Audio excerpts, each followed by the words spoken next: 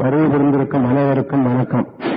சென்னை தமிழ் சங்கத்தின் சார்பாக இசைப்பேரறிஞர் தர்மபுரம் சாமிநாதன் அவர்கள் வழங்கும் திருமுறைகள் தொடர்புகளுக்கு 1999ஆம் ஆண்டு மே மாதம் 2ஆம் தேதி ஞாயிற்றுக்கிழமை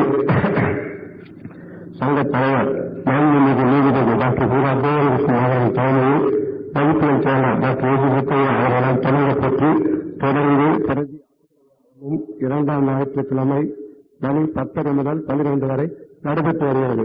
இன்று 4ஆம் நிகழ்ச்சியாக இப்பொழுது நடைபெற உள்ளது. சங்க ஆட்சிக்குழு உறுப்பினர் திரு எஸ்ஆர்எம் திருநெல்வேலியார் அவர்கள் திருவிளக்கேற்றி இந்த நிகழ்ச்சி தொடங்கி வைத்தார்கள்.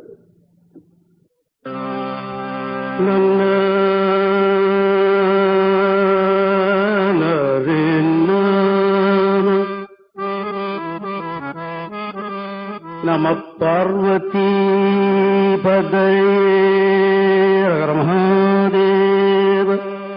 ஒளியர்கோன் வெப்பொழித்த புகலியர்கோன் கடல் போற்றி, ஆழிமிசை கண்மிதப்பில் அணிந்த பிரானடி போற்றி, வாடி திருநாவலூர் வந்தொண்டர் பதம் போற்றி, ஊழிமாலி திருவாத ஊர திருத்தாள் போற்றி.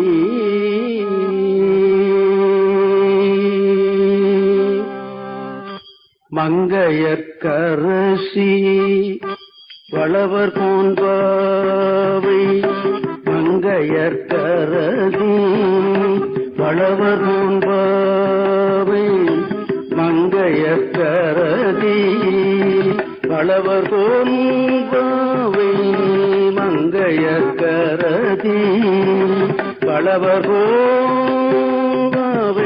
வரிவளை கை மடமானி மடமானி, மங்கையர்க்கரசி வளவர்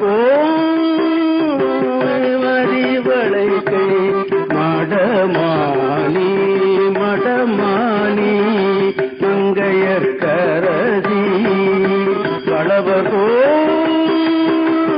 வரிவளை கை மடமானி.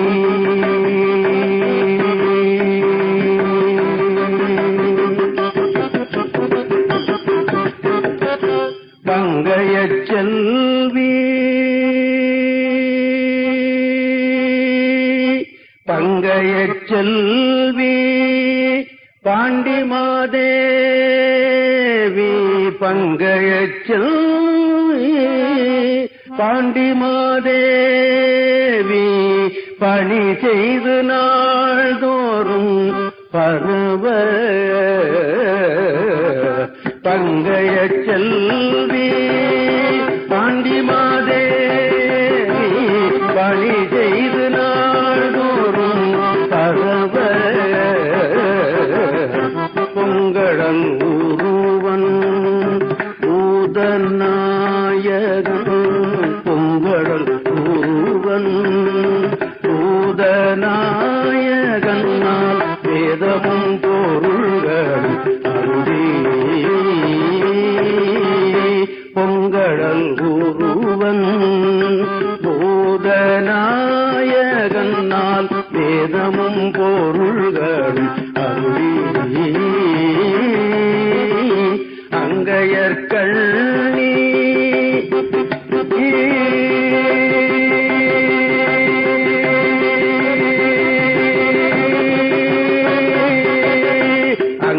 அங்கையர்கண்ணி தன்னோடும் அமர்ந்த, அங்கையர்கண்ணி தன்னோடும் அமர்ந்த, ஆலவாயாவதும்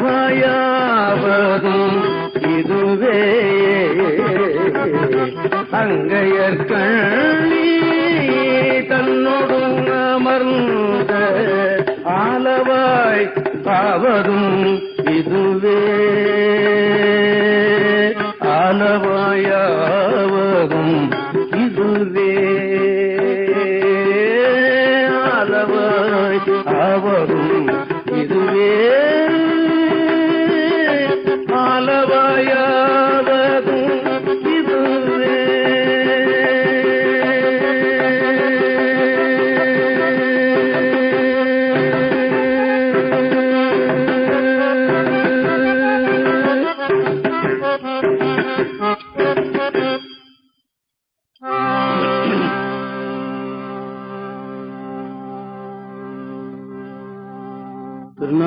திருஞான சம்பந்தமூர்த்தி நாயனார் மதுரையின் எல்லையிலே இருந்து இந்த திருப்பதிகத்தை பாடுகிறார்.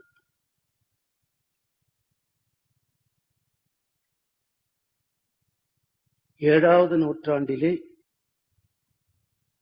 கூன் பாண்டியன் அரசாட்சி நடத்தி கொண்டிருந்த காலம்.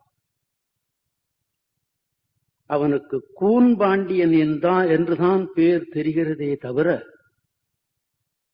அவனுக்கு என்ன பெயர் சொந்தத்தில் இருந்தது என்று எனக்கு தெரியவில்லை. யாருக்காவது பெரியவர்களுக்கு தெரிந்து சொன்னால் நான் கேட்டுக்கொள்வேனாக. நான் பார்த்த வரையிலும் அவனுடைய பெயர் அகப்படவில்லை. இப்போ கூனனாக இருக்கிறவன், குருடனாக இருக்கிறவன், நொண்டியாக இருக்கிறவனுக்கு நொண்டி என்று கூப்பிடுவார்களே தவிர பெயர் இருக்கும் அவனுக்கு, இல்லையா? ஆக அந்த கூன்பாண்டியனுக்கு என்ன பெயர் இருந்தது என்று நான் எண்ணி பார்த்தேன், தேடி பார்த்தேன். எனக்கு கிடைக்கவில்லை. யாருக்காவது கிடைத்தால் எனக்கு சொன்னால் நான் கேட்டுக்கொள்வேனாக. அந்த கூன்பாண்டியன் சண்டை போடுவதிலே மிகவும் கெட்டிக்காரன். அவன் படை பலம் ஜாஸ்தி. ஒரு தடவை சோழ நாட்டுக்கு அவன் படையெடுத்தான். சோழன் தோற்றுவிட்டான். பாதுகாவலிலே இருக்கிறான் சோழன், அதாவது ஜெயில்ல. ஒரு நாள் இவனும் மன்னன் அவனும் மன்னன் அல்லவா, இருக்கட்டும் ஒரு நாளை கூப்பிடு அந்த சோழனை என்று சொன்னான் இந்த கூன்பாண்டியன். சபைக்கு வரவழைக்கப்பட்டது மன்னனை. முப்பெரும் மன்னர்ல அவனும் ஒருவன் இவனும் ஒருவன் அல்லவா, சோழ சேர பாண்டியன். சோழா சௌக்கியமா அப்படின்னு கேட்டான் கூன்பாண்டியன். என்னுடைய நாடு சோறுடைத்து, சோறுன்னு சொன்னா நான் முன்னே சொன்னேன், சோறுன்னு சொன்னா நாம் சாப்பிடுற சாதம் மாத்திரமல்ல, சோறுன்னு சொன்னா மோட்ச சாம்ராஜ்யம் என்று ஒரு பேர் உண்டு. அதனால்தான் தெய்வ சேக்கிழார் பெருமான் சோறிட்டு சோறு பெற்றார் என்று சொன்னார். இதற்கும் சோறு என்றுதான் பெயர், அதற்கும் சோறு என்றுதான் பெயர். அதனால சோறுடைத்து என்னுடைய நாடு, மோட்ச சாம்ராஜ்யத்துக்கு வழிகாட்டக்கூடிய திருக்கோயில்கள் நிறைய இருக்கிற நாடு என்னுடைய நாடு. பாண்டிய நாடு முத்துடைத்து, சேர நாடு முத்துடைத்து.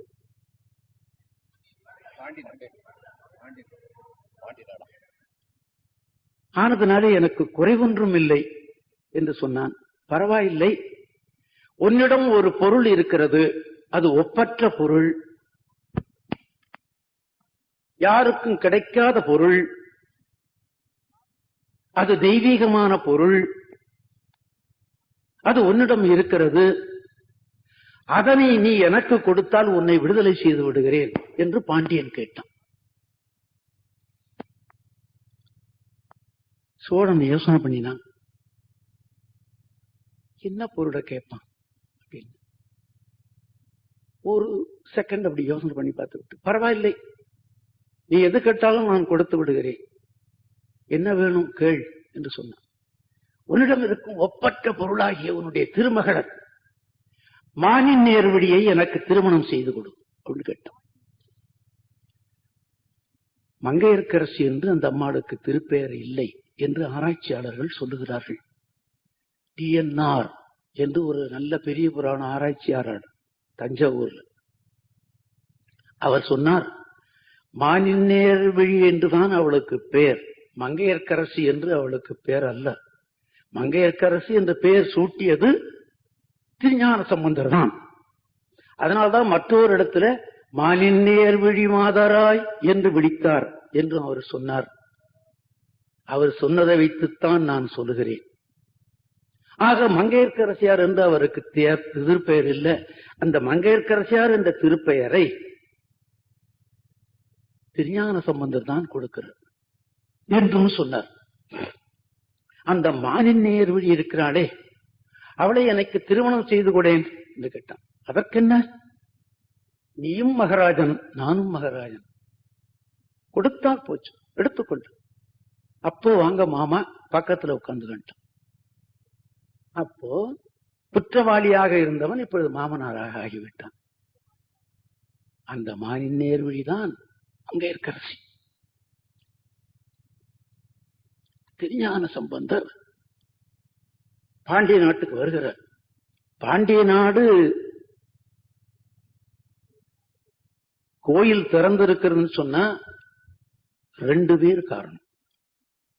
ஒண்ணு மங்கையர்க்கரசியார், 2வது குலச்சிறையார். இந்த 2 பேரும் தான் கோயிலுக்கு போகிறார்கள். அதனாலதான் கோயில் திறந்திருக்கு, கோயில் இருக்கு. இல்லைன்னா கோயில் எப்பொழுது மண்மூடி போயிருக்கும். லிங்கங்கள் எல்லாம் எடுத்து போட்டு உடைத்திருப்பார்கள். லிங்கங்களை போட்டு உடைத்த ஊரெல்லாம் உங்களுக்கு தெரியும் தானே, நான் பின்னால் நினைவூட்டுவேன். ஒரு சமுதாயத்திற்கும் இன்னொரு சமுதாயத்திற்கும் விரோதம் இருக்கலாம். அது கொலை அளவுக்கு போய் முடிகிறது அறிவின்மை, ஏற்றுக்கொள்ள முடியாத ஒன்று. அந்த வகையிலே கோயில் திறந்திருந்தது மதுரையில்னு சொன்னா அதற்கு காரணம் மங்கையர்க்கரசியாரும் குலச்சிறையாரும். அவர்கள்தான் சொல்லி அனுப்பினார்கள். திருமறைக்காட்டில் இருந்த திருஞான சம்பந்தரிடம், திருஞான சம்பந்தர் என்று ஒரு பெரியவர் சோழ நாட்டில் இருக்கிறார், எங்க நாட்டவர், அவரை அழைத்துக் கொண்டு வாருங்கள் என்று திருஞான சம்பந்தரை அழைப்பு விடுத்தவரே மங்கையர்க்கரசியாரும் குலச்சிறையாரும். அப்பொழுதுதான் திருஞான சம்பந்தர் அங்கே எழுந்தருள விருப்பப்பட்டார்கள், எழுந்தொழினார்கள். பல தலங்களையும் தெரித்துக் கொண்டு மதுரைக்கு எட்ட வரும்பொழுது குலச்சிறையார் வந்து வரவேற்கிறார். குலச்சிறையார் வணங்கினார். வணங்கி எழுந்து நின்றார். அதோ தெரிகிறதே, அதுதான் திரு ஆலவாயா அப்படின்னு அவரை கேட்கிறார். கேட்கிறது பாட்டு வடிவத்துல, செய்யுள் வடிவத்துல, தெய்வ செய்யுள் வடிவத்துல.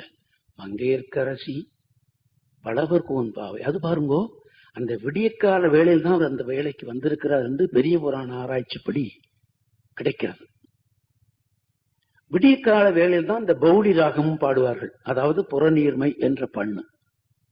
அதே வேளையிலே திருஞான சம்பந்தர் பாடுகிறார், மங்கையர்க்கரசி வளவர்கோன் பாவை, சோழனுடைய பொண்ணு, வலிவளை கைமடமானி, பங்கையச் செல்வி என்று சொல்வதில் 2 உண்டு.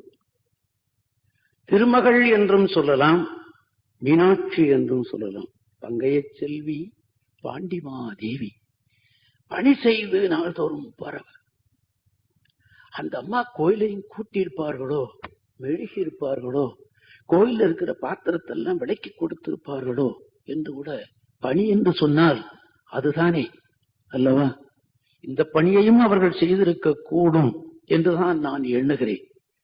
பணி செய்து நாள்தோறும் பரவ பொங்கடல் ஒருவன் போதநாயகன், 4 வேதமும் பொருள்களும் அருளி அங்கையற்கண்ணி தன்னோடும் அமர்ந்த அளவாயாவதும் இதுவோ, இதுவே, இதுவோ என்று ஆண்டவனையே பாடுகின்ற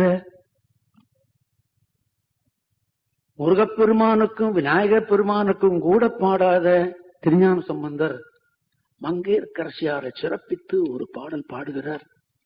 அது மாத்திரமல்ல, அடுத்த பாட்டுல பாத்தீங்கன்னா அந்த பதிகம் முற்றும் 1வது பாட்டு மங்கையர்க்கரசியாரை சிறப்பித்து வரும், 2வது பாட்டு குலச்சிறையாரை சிறப்பித்து வரும், 3வது பாட்டு பாத்தீங்கன்னா மங்கையர்க்கரசியாரை சிறப்பித்து வரும், 4வது பாட்டை பாத்தீங்கன்னா குலச்சிறையாரை சிறப்பித்து வரும். இப்படி அந்த பதிகம் முழுதும் அவர்களை சிறப்பித்து பாடி வைக்கிறார் சுவாமி. நமக்கு என்ன தெரிகிறது அப்படின்னு கேட்டா, ஆண்டவன் திருப்பணி செய்கிறவர்கள் தான் பெரியவர்கள், அவர்கள் வணக்கத்திற்கு உரியவர்கள், போற்றுதலுக்கு உரியவர்கள் என்று எண்ணித்தான் திருஞான சம்பந்தர் இந்த திருப்பதியத்தில் அப்படி பாடுகிறார். இப்ப மங்கையர்க்கரசி நான் சொல்லிவிட்டேன்.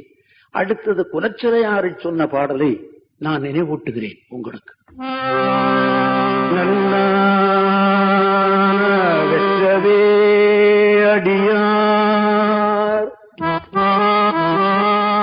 வெற்றவே அடியார் அடிமிசை வீழும் விருப்பினன்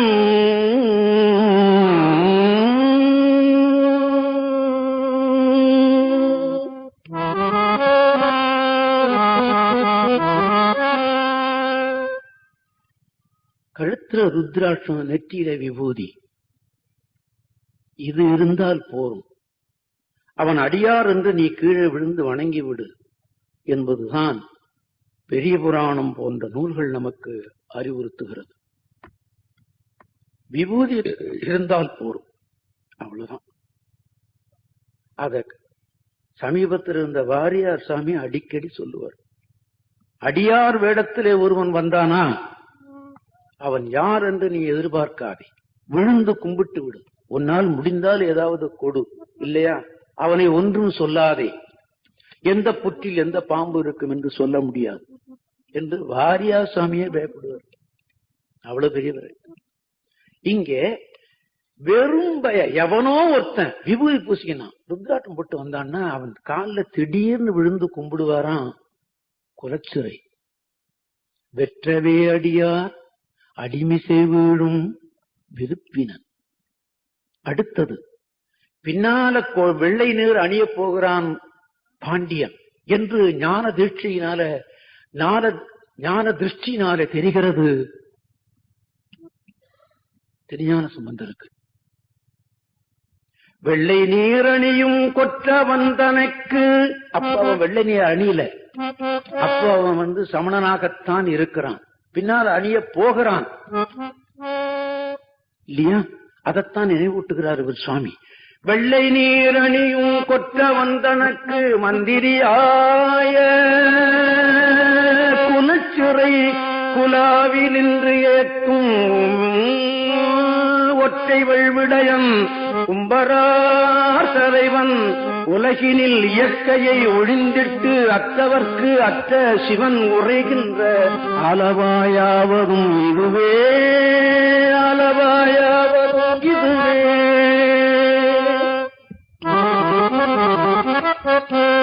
பெற்றவே அடியார் அடிமிசை வீழும் விருப்பினன் வெள்ளை நீரணியும் கொற்றவன் தனக்கு மந்திரியாய குலச்சிறை குலாவி நின்று ஏத்தும் ஒற்றை வெள்விடையன் கும்பரார் தலைவன் உலகினில் இயற்கையை ஒழிந்திட்டு அற்றவர்க்கற்ற சிவன் உரைகின்ற அளவாயாவதும் இதுவே.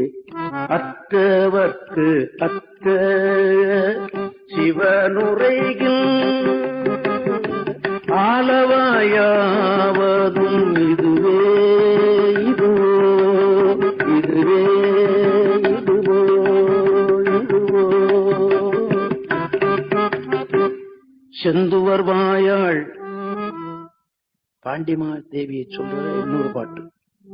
செந்துவர் வாயாள் சேலன கண்ணாள் சிவன் திருநீற்றினை வளர்க்கும் பந்தனை விரலாள் பாண்டிமாதேவி.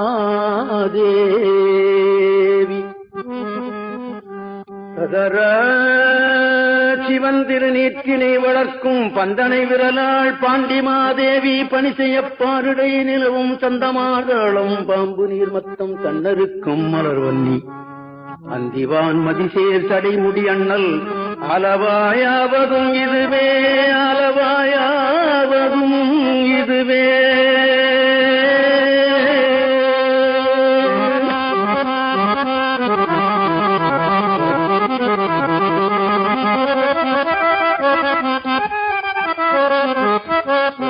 அளவாயாவதும் இதுவே,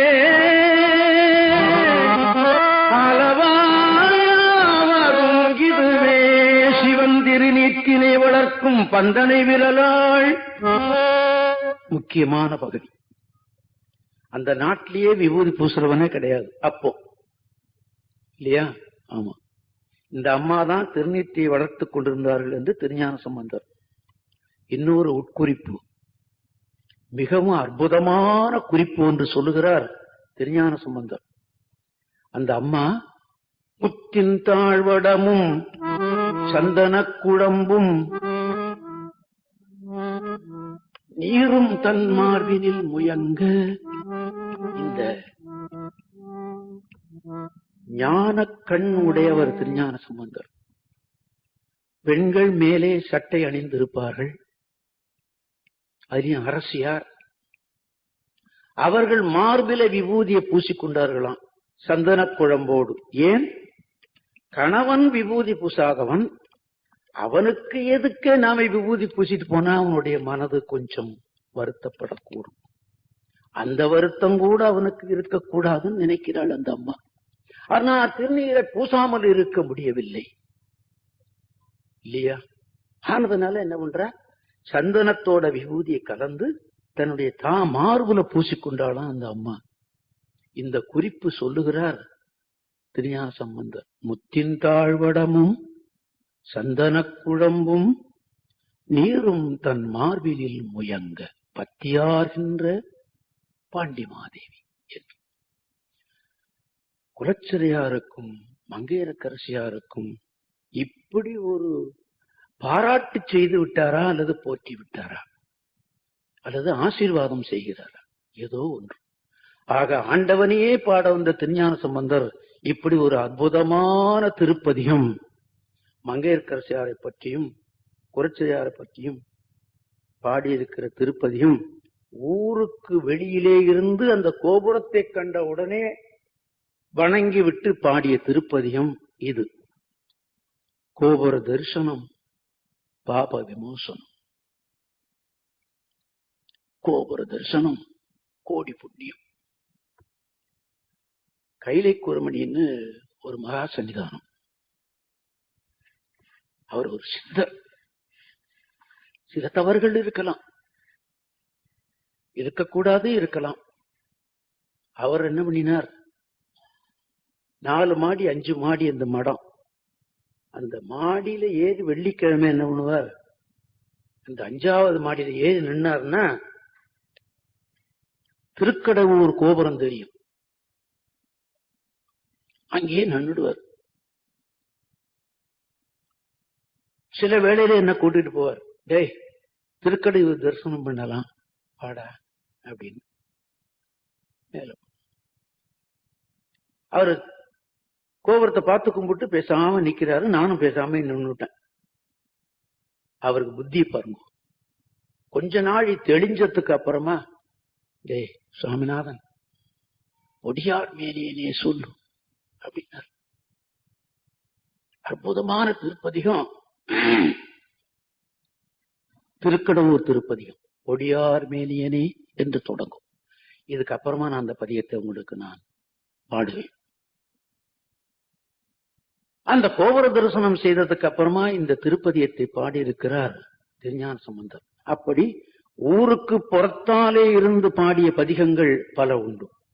இப்ப ஊருக்கு புறத்தாலே இருந்து மங்கையரக்கரசியார் பாடியிருக்கிறார். மங்கையரக்கரசி என்ற திருப்பதிகம் திருவாலவாய்க்கு. அதே மாதிரி திருவண்ணாமலைக்கு போகும்போது திருஞான சம்பந்தர் ஊருக்கு புறத்தாலேயே இருந்துதான் உண்ணாமலை உமையாளோடும் பாடுகிறார். அண்ணாமலையாரே அண்ணாமலையாரே. ஊருக்கு புறத்தால் இருந்துதான் பாடப்பட்டது. சில பதிகங்கள் ஊருக்கு புறத்தால் இருந்து பாடியது. சிலோனுக்கெல்லாம் அவர்கள் போகவில்லை. ராமேஸ்வரத்திலிருந்து சிலோன்ல இருக்கிற கஷேத்திரங்களுக்கு பாடிவிட்டார்கள். திரு கேதீஸ்வரம், திரு கோணமாமலை, இது 2க்கும் ராமேஸ்வரத்திலிருந்து பாடிவிட்டார்கள். அதே மாதிரி திருக்கைலாயத்திற்கு திருஞான சம்பந்தரும் போகவில்லை. திருநாவுக்கரசர் தான் போக முயற்சித்தார். கைலாய மலைக்கு போக முயற்சித்தார். அது அப்புறமா சொல்றேன். இங்கே திருக்காலத்தில் இருந்தபடியே திருக்கேதாரம் கைலாயம் எல்லாம் பாடிவிட்டார்கள். இதற்கு என்ன ஆதாரம் அப்படின்னு கேட்டா, பெரிய புராணம் தான் நமக்கு ஆதாரம். பெரிய புராணம் இல்லாவிட்டால் நமக்கு இதெல்லாம் கிடைக்கவே கிடைக்காது.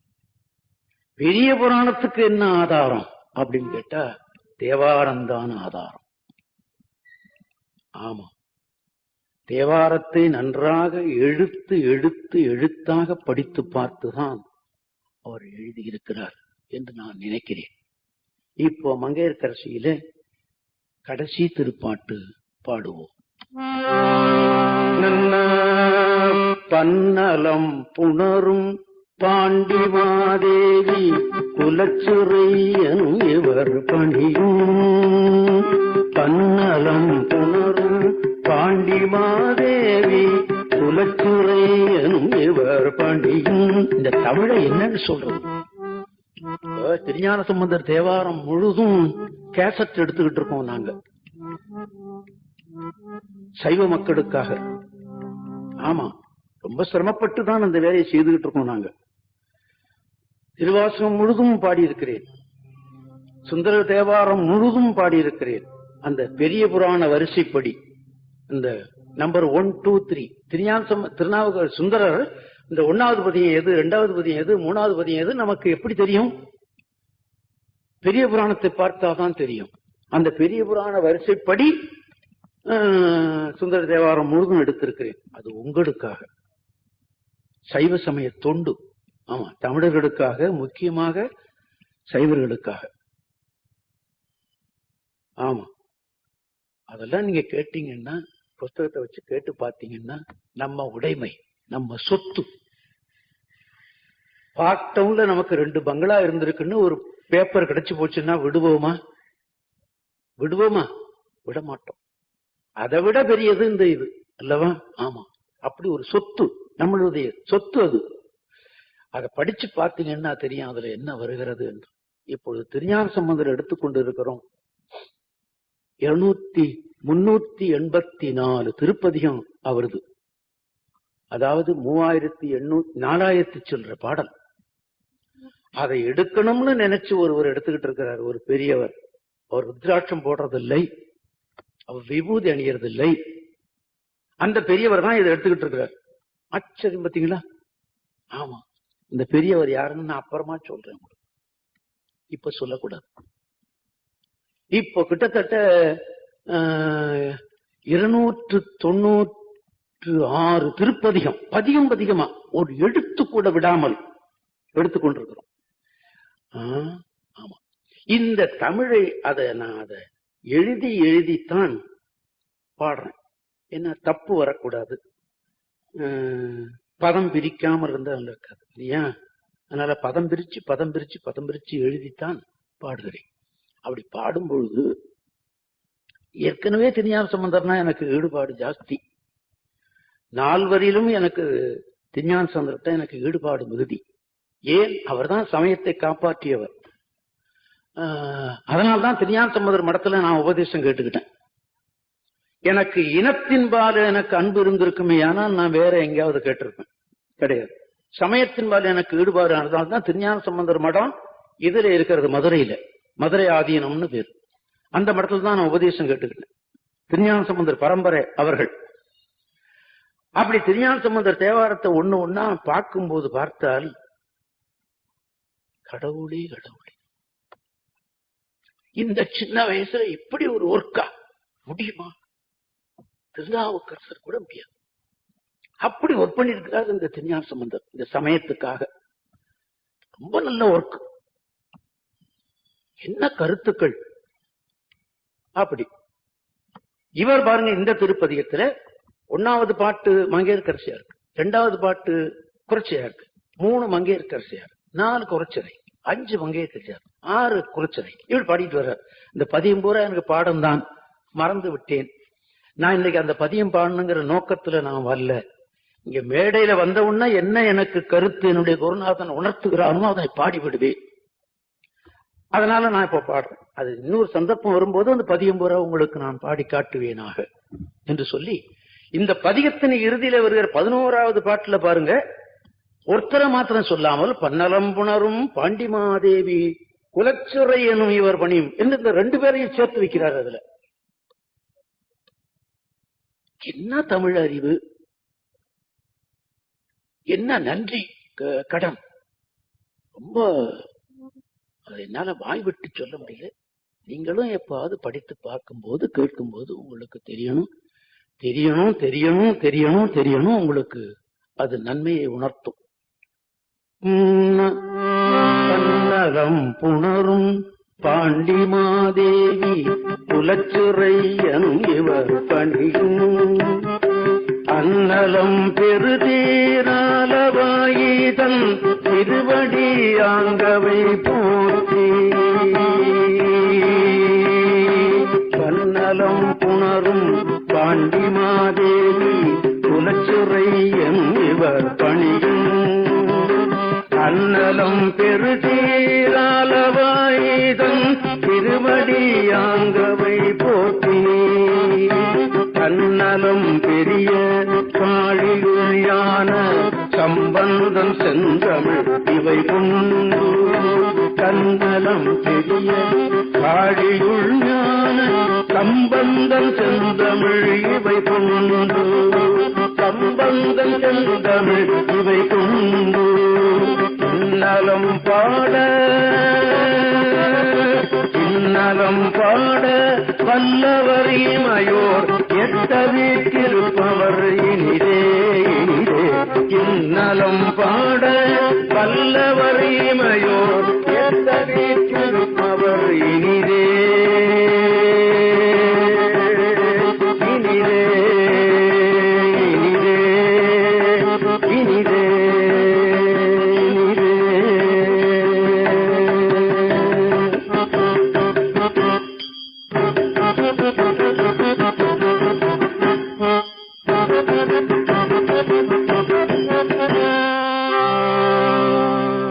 நான் முன்னே சொன்னேன்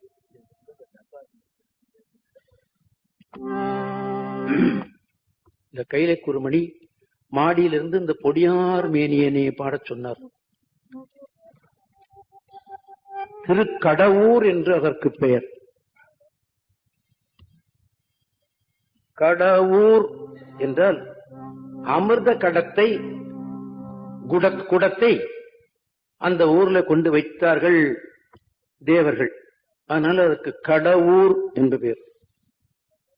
ஆனா இப்ப பாத்தீங்கன்னா கடவுர்னு சொல்றது இல்ல, கடையூர்னு சொல்றாங்க. அதுவும் ஒரு வழியில பொருத்தம். மார்க்கண்டேய முனிவர் கடைசியாக வந்து பூசித்த தலம் அது. அதனால்தான் கடையூர் கடையூர் என்று சொல்லுகிறார்களோ என்று கூட நான் எண்ணுவது உண்டு.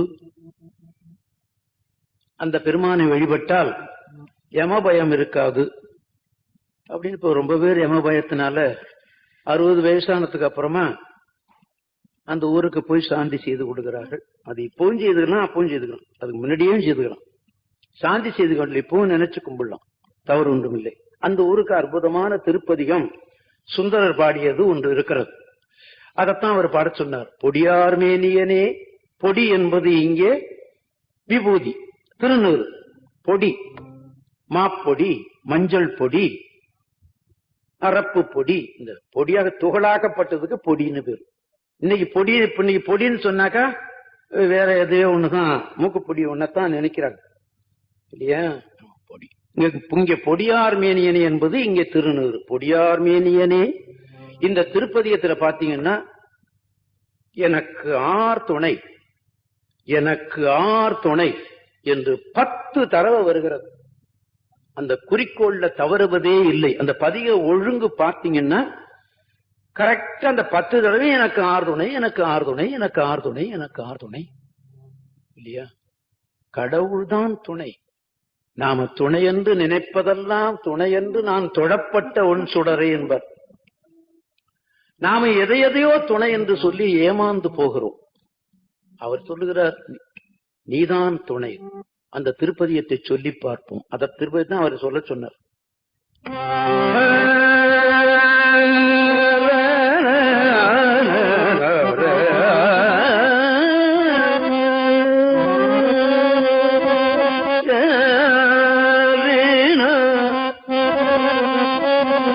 பொடியார் மேனியனே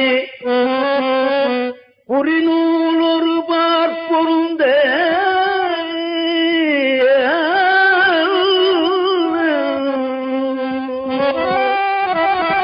வடியார் மூவிலை வேல் வளர்கங்கையின் மங்கையோடும்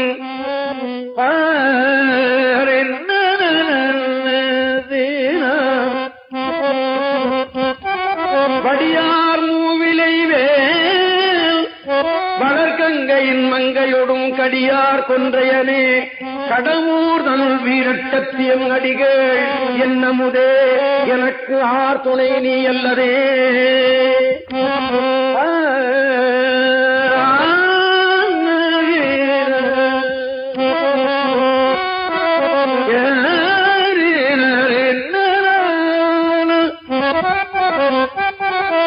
அடிகள் என்னமுதே கடவுர் தனுள் வீரட்டத்து எம் அடிகள் என்னமுதே. யமனை உதைத்ததனால வீரட்டத்தின் ஒன்றாக சேர்க்கப்பட்டது இல்லையா? அட்ட வீரட்டம் என்று. சிவனுக்கு கோபம் வந்த இடம் 8. அதுல ஒன்று திருக்கடவுர், காலனை உதைத்த இடம். அதனால அதுக்கு வீரட்டத்தியம் அடிகள். அடிகள் என்னமுதே எனக்கு ஆர் துணை நீ அல்லதே. என் அமுதே என்று சொன்னது இந்த அமுத கடன் தான் அங்கே சிவலிங்கமாக இருக்கிறது என்று வரலாறு. என் அமுதே என்பது இங்கே அமுதகடேஸ்வரர் என்பதும் ஒரு பொருள். ஆண்டவனை பார்த்து சொல்லுவார்கள் அல்லவா, திருவே என் செல்லுமே தேனே அப்படின்னு சொல்றது மாதிரி அமுது என்று சொல்லுவதும் சிறப்பாகவும் வைத்துக் கொள்ளலாம். அந்த அமுதகடேஸ்வரர் என்ற பெயர் இருக்கிறதுனால அமுதே என்று சொன்னார் என்றும் வைத்துக் கொள்ளலாம். இதுல ஜீவன் எனக்கு ஆர் துணை நீ அல்லதே என்பது அது அப்ப கடைசி காலத்துல மாத்திரம் இல்ல, இப்பவும் கூட இல்லையா, வாழ்க்கை முழுதும் கூட. பிறையாரும் சடையாய் வீரமந்தலையே பதிவுள் மறையார் வானவனே மறையில் பொருளானவரே கரையாரும் விடத்தாய் கடவுதல் வீரட்டும் இறைவா என் அமுதே இறைவா என் அமுதே இறைவா என் அமுதே எனக்கார் துணை நீ அல்லதே எனக்கார் துணை நீ அல்லதே எனக்கார் துணை நீ எனக்கார் துணை நீ.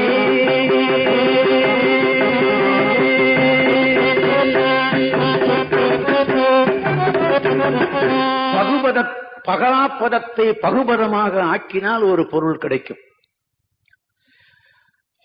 பகாபதத்தை பகுபதமாக ஆக்கக்கூடாது என்பது நியதி, அது வேண்டாம். ஆனா ஆக்கினால் இல்லையா?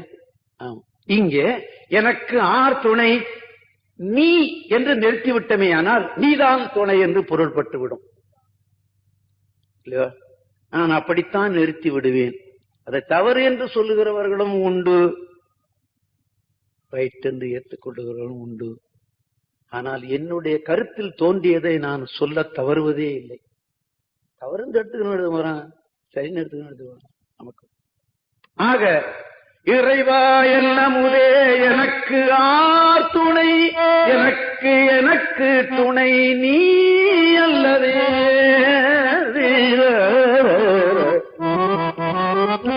அன்றால் இன்னிடற்கு அறம் நால்வர்க்கருள் புரிந்து கொண்டாய் காலன் உயிர் கொடுத்தாய் மறையோனுக்கு மான் கண்டாருங்கரம கடமூர் திருவீரட்டத்துள் என் தாதை பெருமான் எனக்கு ஆர் துணை நீ அல்லதே.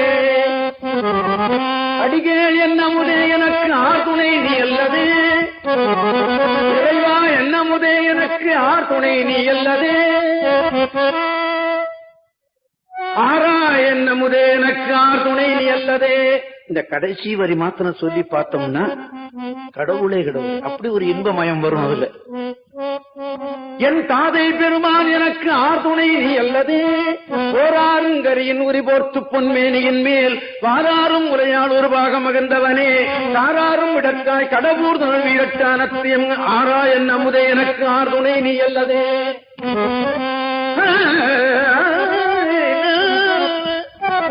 மையார் கண்டத்தினாய் மதமாவுரு போர்த்தவனே பொய்யாது என்னுயிர் புய்ந்தாய் இன்னும் போந்தறியாய் கையாராடரவா கடவுர் வீரட்டத்தியம் ஐயா என்னமுதே எனக்கு ஆர்துணை நீ அல்லதே மண்ணீ தீவடிகால் வரு பூதங்களாகி மற்றும் பெண்ணோடு அனறியாய் பிறவா உருவானவனே கண்ணாரும் மணியே கடவுர் வீரட்டத்தியம் கண்டா என்னமுதே எனக்கு ஆர்துணை நீ அல்லதே எரியார் குந்தலை மேல் இடனாக மணிந்தவனே நரியாரும் சுடரை நகுவண்டலை கொண்டவனே கரியார் எருரியாய் கடவுர் வீரட்டத்தியம் அறியாய் என்னமுதே எனக்கு ஆர்துணை நீ அல்லதே வேறா உன்னடியேன் விளங்கும் குடைக்காதுடையாய் தேரேன் உன்னை எல்லாம் சிவனேன் தெரிந்துடனே காரார் முன்மறுப்பா கடவுர் வீரட்டத்தியம் ஆரா என்னமுதே எனக்கு ஆர்துணை நீ அல்லதே அயனோடந்தரையும் அடியும் முடி காண்பறிய பயனே எம்பரனே பரமாய பரஞ்சுடரே கயமாறுஞ்சடையாய் கடவுர் வீரட்டத்தியம் அயனே என்னமுதே எனக்கு ஆதுணை நீ அல்லதே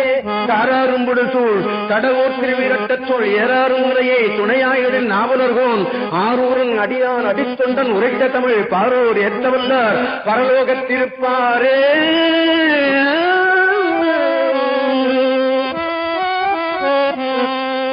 தமிழ் இப்படி பதிகமா சொன்னா அவருக்கு சந்தோஷம். அவருக்கும் சொன்னேன், இன்னைக்கு உங்களுக்கும் சொன்னேன். இப்படி அற்புதமான திருப்பதிகம் இது. தினந்தோறும் நினைக்க வேண்டிய ஊர்ல அது, நான் நினைக்க வேண்டிய தினம் நினைக்கிற ஊர்ல அதுவும் ஒன்று. ஏன்னா சாக பயப்படுறேன்னு எண்ணி விட வேண்டாம், ஒழுங்கா போனா சரிதான். இருக்கிற வரலையும் நோய் இல்லாமல் இருக்கணும் அப்படிங்கிறதுக்காக வைத்தீஸ்வரன் கோயிலை தினந்தோறும் நினைப்பேன் இல்லையா? ஆமா, இவன் உடற்பணியை தீர்க்கிறவன், அவன் உயிர் பணியை தீர்க்கிறவன். அதனால இந்த ரெண்டு ஊர் திருப்பதியும் நான் தவறாமல் சொல்லுவேன். இந்த 2 ஊர் திருநீரும் நான் வைத்திருக்கிறேன். காலையில குளிச்சுட்டு வந்த உடனே நேர இந்த 2 ஊர் விபூதி அணிந்து கொண்டுதான் அடுத்த வேலை. இருக்கிறவரை நன்றாக இருக்கணும் அல்லவா என்ற நோக்கத்தோடு, அந்த நோக்கத்தோடு தான் உங்களுக்கும் பாடி காட்டிவிட்டேன். நான் இன்னைக்கு சொல்ல நினைத்தது, ராஜராஜ சோழன் பலரிடமும் இந்த தேவாரத்தை கேட்கிறான். திருவாரூரிலே ஒரு சில பெரியவர்கள்ட்ட கேட்டான், தில்லையிலிருந்து வந்த பெரியவர்கள்ட்ட சில பதிகங்களை கேட்டான். அவர் குந்தை தேவியாரிடம் இருந்து தான் பெரும்பகுதி தேவாரம் அவர் நன்றாக கேட்டுக்கொண்டான் என்று நான் கேள்விப்படுகிறேன். அதிலே ஒரு அற்புதமான பாட்டை சொல்லி, இந்த மாதிரி பாடல்னா அவர்கள் ராஜராஜ சோழனுக்கு பாடி காட்டினார்கள் என்று சொல்லுகிறார்கள். அதிலே ஒன்று, பல திருத்தாண்டகங்கள் பாடி காட்டினார்கள் என்று நான் கேள்விப்படுகிறேன். திருத்தாண்டகம் என்பது 1000 பாடலை கொண்டது. நாவுக்கரசர் பாடியது 1000 பாடல்கள்.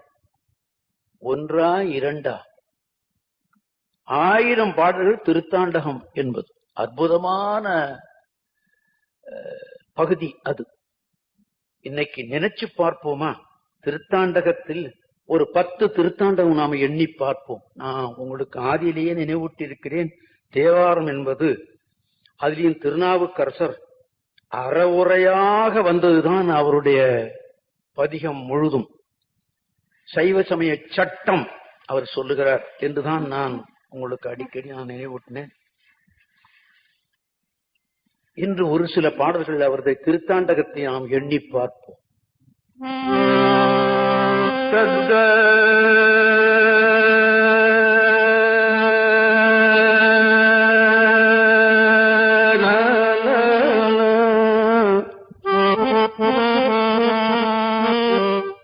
சங்கீத சாஸ்திரத்துல ஒன்று எழுதி வைக்கிறார்கள். இப்போ நான் பிடிச்ச சுரத்துக்கு பேரு தெய்வதம். தெய்வதம் என்று பேர். அத தெய்வதம்னு இவர்கள்லாம் சொல்லுகிறார்கள். நான் புத்தகத்துல தெய்வதம் என்றுதான் படித்தேன். தெய்வதம், அந்த சுரத்திற்கு தெய்வ சாநித்தியம் உண்டு என்று சொல்லுகிறார்கள். இந்த திருத்தாண்டகம் பூரா தொடங்கும் போது அந்த சுரத்துல தான் தொடங்குகிறார்கள், ஓதுவார்கள். ஆக என்ன அர்த்தம்? இந்த தெய்வீகமான பாட்டு அந்த தெய்வதம் என்று சொல்லுகிற சுரத்திலிருந்து தான் தொடங்குகிறார்கள். இல்லை என்று சொல்லலாம், நீ சும்மா கற்பனையா வேட்டு விடுறேன்னு சொல்லலாம், அதை பத்தி எனக்கு கவலை இல்லை. இருப்பதை நான் சொல்ல வேண்டியதனுடைய பொறுப்பு. அது உண்டு என்று சொல்லுவதும் ஏற்றுக்கொள்வதும் ஏற்றுக்கொள்ளாததும் அவர்களுடைய மனப்பான்மையை பொறுத்தது, நான் விட்டு விடுவேன். இந்த திருத்தாண்டகம் என்பது அப்படித்தான் பாடிக்கொண்டு இருந்தார்கள். இப்பொழுது கால தேச வர்த்தமானத்துல கொஞ்சம் ஏதோ மாறி இருக்கலாம், இல்லைன்னு சொல்லல. ஆனா ஆதியில அப்படித்தான் அது இருந்தது என்பதை நான் நினைவூட்ட கடமை.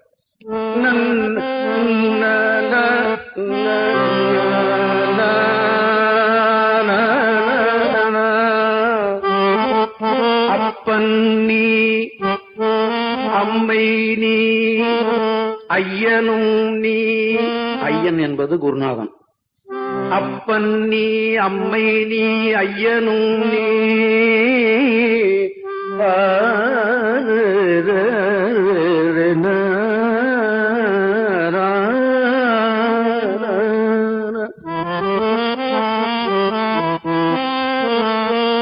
அன்புடைய மாமனும் மாமியும் நீ,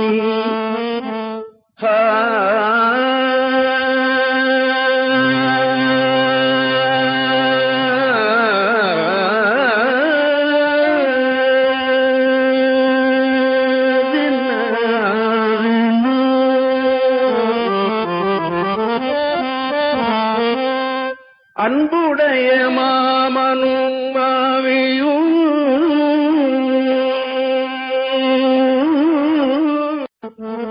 ரொம்ப பேர் ஒரு குழந்தையா இருக்கும், சொத்து பூரா அந்த பெண்ணுக்கே கொடுத்துருவோம். பொண்ணையும் கொடுப்பான், கண்ணை கொடுத்தியா பொண்ணை கொடுத்தியான்னு பொண்ணையும் கொடுத்து சொத்து பூரா எழுதி வச்சு கொடுவோம். அப்படி நம்ம பார்க்கணும், ரொம்ப பேர் அப்படி. இது வாரியார் சாமி அடிக்கடி சொல்லுவார். மாமியார் என்ன மருமக பிள்ளை வர்றான்னு சொன்னா அன்னைக்கு தனியா சமைச்சு அப்படிம்பாரு சாமி.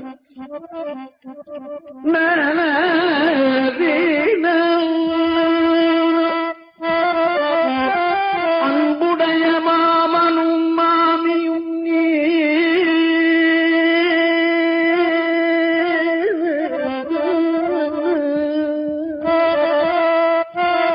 ஒப்புடைய மாதரும், ஒப்புடைய மாதர் தனக்கு ஒப்பா இருந்தா சரி, சில பேர் தப்பாவும் இருக்கும் இல்லையா? ஆக ஒப்புடைய மனைவியை தான் ஒத்துக்கின்றார் இவர். ஒப்புடைய மாதரும் ஒன்பொருளும், இந்த ஒன்பொருளும் என்பது குழந்தை செல்வம் என்று சொல்லுவார்கள். ஒன்பொருளும் நீ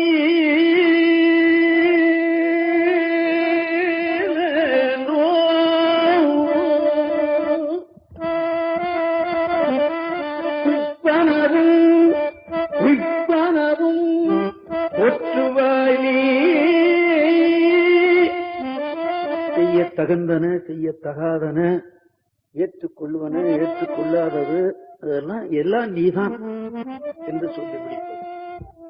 துப்பனவும் உய்ப்பனவும் தொற்றுவாய் நீ, துணையாய் என்னெஞ்சம் துறப்பிப்பாய் நீ, இப்பொன்னி இம்மணி நீ இம்முத்தும் நீ, இறைவன் செல்வன் நீயே.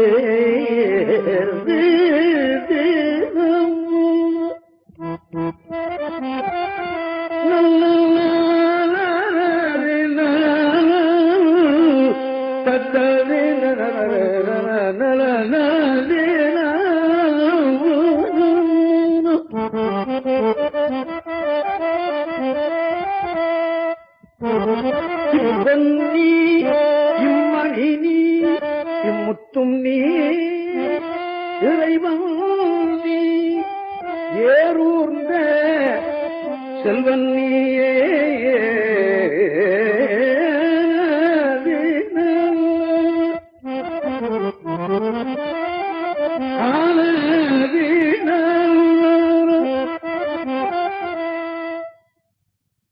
எல்லாம் நீதான் என்று சொல்லிவிடுகிறார் சுவாமி.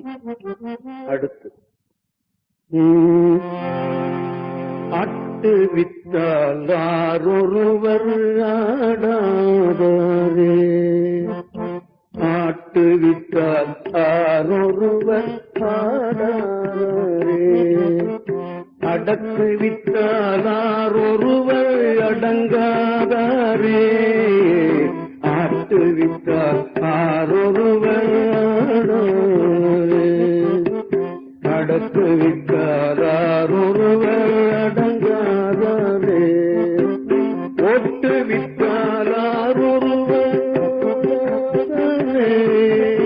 ஒட்டு வித்தால் ஆரொருவர் ஓடாதாரே, உருகு வித்தால் ஆரொருவர் உருகாதாரே, உருகு வித்தால் ஆரொருவர் உருகாதாரே, பாட்டு வித்தால் ஆரொருவர் பாடாதாரே.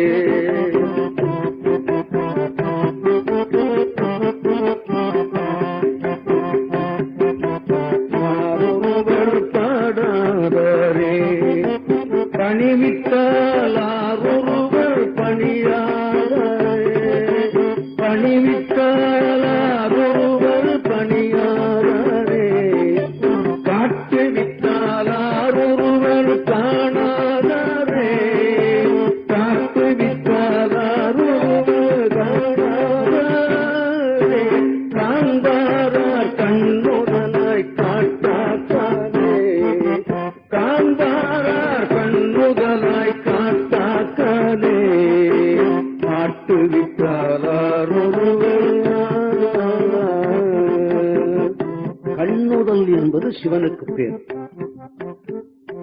நுதல் என்பது நெற்றி. நெற்றில கண்ணுடையவன் கண்ணுதல், அவனுக்கு சிவனுக்கு பேர். அவன் ஆட்டு வித்தால் தான் இவன் ஆட முடியும். அவன் நினைச்சான்னா இவன் அடக்கி விட்டு விடுவான். அவன் ஓட்டு வித்தான்னா ஓடி போயிடுவான், இருக்க சொன்னா இருப்பான். அவன் பாட சொன்னா பாடும். நம்மளா பாட முடியுமா? நடக்காது. நாம பாடணும்னு நாம நினைச்சோம்னா நடக்காது. நான் பாட்டுக்காரன், எனக்கு தெரியும். நான் நினைச்சுட்டு இருப்பேன் இன்னைக்கு நல்லா பாடினி ஒண்ணு இருக்கிறதுல முதல் ஒன்னா நம்பர் சப்பையா பாடிவிட்டு வந்துருவேன். ஒண்ணுமே இருக்காது, போய் உட்கார்ந்துருப்பேன், ஒழுங்கா பாடிட்டு வருவேன். அவன் பாடு விட்டான்னு அர்த்தம், அவ்வளவுதான். எத்தனையோ பேர் பாடி இருந்தவன் பாட முடியாமல் போய்விடுது, பாத்தீங்களா? என்ன அர்த்தம்? அவன் பாட்டு வைக்கலன்னு அர்த்தம். ஆமா, உருகுவித்தான். அந்த பாட்டை சொல்லி உருகிறது என்பது அந்த அர்த்தத்துல தோய்ந்தான்னா தான் அவனுக்கு அது முடியும். எல்லாம் அவன் தான் செய்துக்கணும். கண்ணுதலாய் காட்டாக்காலே அவன் ஆட்டு விக்கணும், அவன் பாட்டு விக்கணும், அவன் காட்டு விக்கணும் என்பது இவருடைய சட்டம். அடுத்து அதே பதிகத்துல ஒரு 5-6 பாடல் அபூர்வமான கருத்துக்களை நமக்கு நினைவூட்டி செல்கிறார் சுவாமி.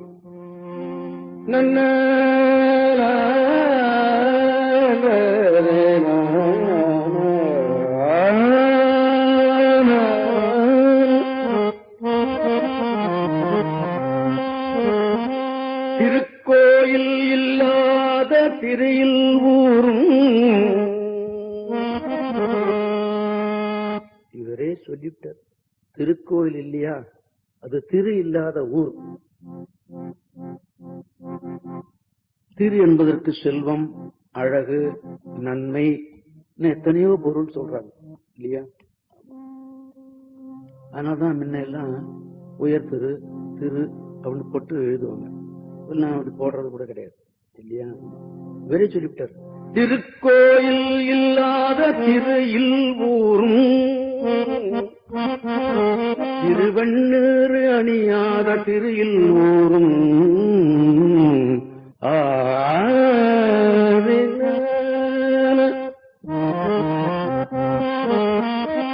ஒரு 2 நாளைக்கு முந்தி ஒருத்தர் கேட்டார், சாமி நம்ம ஏன் சாமி விபூதி அணியணும், எனக்கு உடம்பெல்லாம் இது பூசிக்கிறது அப்படின்னு. நான் சொல்றேன், முன்னையெல்லாம் சைவர்கள் வீட்டுல சாப்பிட்ட இடத்துல பசுஞ்சாணத்தை போட்டு எச்சி தேய்க்கும். அது சுகாதார முறைப்படி அங்க இருக்கிற கெட்ட ஜீவன்கள்லாம் போகணும்னா இந்த பசுஞ்சாணம் போட்டாதான் போகும் இல்லையா? பசுஞ்சாணத்தையே நல்லா காய வச்சு பொடியாக்கி அத ஒரு காலத்துல தேய்ச்சி குளிச்சுக்கிட்டு இருந்தாங்க எல்லாரும். இது சொன்னா நம்புவாங்களா? இப்போ நம்ப மாட்டாங்க. ஆமா, பசுஞ்சாணத்தை பொடியாக்கி அதை பூசிக்கொள்றோம். அதை தேய்ச்சிக்கிட்டு குளிக்கிறது. அந்த உடம்புல இருக்கிற கிருமிகள்லாம் செத்துக்கும் அப்படிங்கிறதுக்காக. இப்ப சோப்பு போட்டுக்கிட்டா தான் ரைட்டு அப்படின்னு சொல்லிடுவாங்க. இப்போ அதே மாதிரிதான் இந்த விபூதி என்பது பசுஞ்சாணத்திலிருந்து செய்யப்பட வேண்டியதுதான் இல்லையா? ஆமா, பசுஞ்சாணத்திலிருந்து தான் விபூதி செய்யப்பட வேண்டும் என்பது சட்டம் வகுக்கிறார் தெய்வ சேக்கிழார் பெருமான். 3 தினசான விபூதி சொல்றார். கற்பம், அணுகற்பம், விகற்பம் அப்படின்னு 3 சொல்றார். இந்த 3 எப்படி தயார் பண்றதுன்னு அவர் சொல்றார். இப்ப நாம பூசிக்கிறதெல்லாம் எதுலையும் சேராத விபூதி. கமகமன்னு வாசனையா இருக்கும், அவ்வளவுதான். அது என்ன சாணமோ கடவுளுக்கு தான் வெளிச்சம். அதை நான் விட்டுறேன். அதுமா அதாவது கிடைக்கிது அதையா பூசிக்கிறோம், சரி விட்டுருவோம் அதை. ஆனா பசுஞ்சாணத்திலிருந்து பூசிக்கிறது தான் ரைட்டு. இப்ப நான் ஜெபம் பண்ணும் போதெல்லாம் பசுஞ்சாணத்துல செய்த விபூதி தான் பூசிக்கிறேன். ஆமா, சில பேர் பசுஞ்சாணத்துல செய்து பூசிக்கிறவங்க இருக்கிறாங்க. அவங்கள்ட்ட போய் அதை வாங்கிட்டு வந்துருவேன். அதை மருந்து மாதிரி நான் உபயோகப்படுத்துவேன். ஆமா, அந்த பசுஞ்சாணத்துல செய்த விபூதியை உடம்புல பூசிட்டோம்னா இந்த கெட்ட கிருமிகள் நம்ம அணுகாது, இருக்காது. அப்படி இருந்தால் போய்விடும் என்பதுதான் அதனுடைய பொருள் என்று சொல்லுவார்கள். அதற்குத்தான் ஒரு பதிகமே பாடி வச்சிருக்க நமது சமய தலைவர் ஞான சம்பந்தர். ஒரு பதிகம் நாம் பார்த்தவரையும் எந்த மத சின்னத்துக்கும் அப்படி ஒரு பாட்டு கிடையாது. இருந்து சொன்னீங்கன்னா நான் கேட்டுக்கிறேன். நான் என் காதுல இதுவரையிலும் கேட்கல. இந்த ருத்ராட்சம் இருக்கு பாருங்க. ருத்ராட்சம்னா என்ன பொருள்? உருத்திர அட்சம், சிவனுடைய கண்ணில இருந்து வந்ததுன்னு பொருள். அது வேற ஒண்ணும் இல்லை. அந்த ருத்ராட்சம் ஏகாதசமா இருந்தால் 11 முக ருத்ராட்சமா இருந்தா 750 ரூபாய், 1000 ரூபாய் ஒரு ருத்ராட்சம். ஒரு மாலை இல்ல, ஒண்ணு. கௌரி சங்கரமா இருந்தா 1500 ரூபாய், 2000 ரூபாய் கொடுத்த வாங்குறாங்க இல்லையா? அதற்கு தேவாரத்தில் பாட்டு கிடையாதுன்னு. 2000 ரூபாய் கொடுத்து வாங்குற ருத்ராட்சத்துக்கு தேவாரத்தில் பாட்டு கிடையாது. ஆனா இப்ப என்ன விபூதின்னு சொன்னா கடைக்கு போனா 2 ரூபாய், 3 ரூபாய், 5 ரூபாய் கொடுத்தா ஒரு பாக்கெட் கொடுக்கலாம். அது பாருங்க, 11 பாடல், அற்புதமான பாடல். அந்த அற்புதமான பாடலை பாடித்தான் பாண்டியனுடைய சொரநோய் தீர்த்தார் என்று வரலாறு நமக்கு தெரியும் அல்லவா? ஆமா, அந்த விபூதியை பூசும் போது தினமும் நாம் அதை சொல்லி பூசிவிட்டோம்னா நமக்கும் அந்த பலன் கிடைக்கும் என்பதுதான் நமது பெரியவர்கள் வகுத்து வைத்த வழி. உண்மை செய்வனாக இருக்கிறோம், நிச்சயமா விபூதி பூசும் போது அந்த ஒரு பாட்டாவது சொல்லிவிட்டு தான் பூசிக்குவான் இல்லையா? ஆமா. ஆக சாமி சொல்றாரு, திருவெண்ணூர் அணியாத திருவில் ஊரும். ஒரு காலத்துல விபூதி அணியாதவர்களே இருக்க மாட்டார்கள். இன்னைக்கு நாம அதை சொல்லுவதற்கு இல்ல. சைவர்கள் சொல்லிக்கிறவன் பூரா ஏதோ சாப்பாட்டு அளவுக்குத்தான் சைவனாக நான் செய்வேன் அப்படின்னு சொல்றானே தவிர விபூதி பூசுறது பாக்கி பழக்க வழக்கங்கள்ல அவன் சைவனாக இருக்கான்னு நாம சொல்ல முடியாது. இருக்கணும் அப்படிங்கறதுக்காக சொல்றேன். நல்ல திருவெண்ணீர் அணியாத திருவில் ஊரும்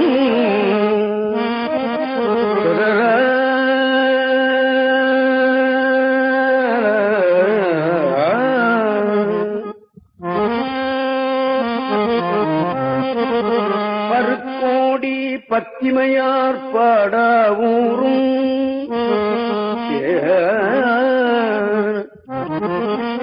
பாத்தீங்கன்னா ஒவ்வொரு ஊருக்கும் பஜனை மடம் இருக்கும். ஒரு காலத்துல பஜனை மடம், சனிக்கிழமை பஜனை, கிருத்திய பஜனை, வெள்ளிக்கிழமை பஜனை அப்படிலாம் இல்லையா? ஆமா, நான்லாம் எங்க ஊர்ல பஜனை மடத்துல எல்லாம் பாடி இருந்தோம் தான். நான்லாம் பஜனை, நாடகம் இதெல்லாம் எங்க ஊர்ல எல்லாம் நாடகம் தான் போடுவாங்க. பக்த மார்க்கண்டேயா அதெல்லாம் சனிக்கிழமை ஒரு பஜனை எல்லாம் உண்டு. வீதியில கூட, திருவீதியில கூட பஜனை உண்டு. இப்பவும் பாத்தீங்கன்னா பஜனை கோயில் தெரு அப்படின்னு பல இடங்கள்ல இருக்கும், பாத்தீங்கன்னா தெரியும். அதெல்லாம் இப்ப பஜனை மடம்னா இப்ப கிடையாது. இப்ப எல்லாம் எது பஜனை தெரியுமா? காசு காசு காசு எப்படி ஏனும் காசு. இதான் இன்னைக்கு எப்படியாவது காசு சம்பாதி. பாப வழியில தான் இன்னைக்கு பெரும்பகுதியான காசு சம்பாதிக்கப்படுகிறது. என்ன மன்னிக்கணும் நீங்க இல்லையா? ஆமா. ஆக அப்படியெல்லாம் பருக்கோடி பத்திமையார் பாட ஊரும் தாங்கினோடு பல தடிகள் இல்லா ஊரும்.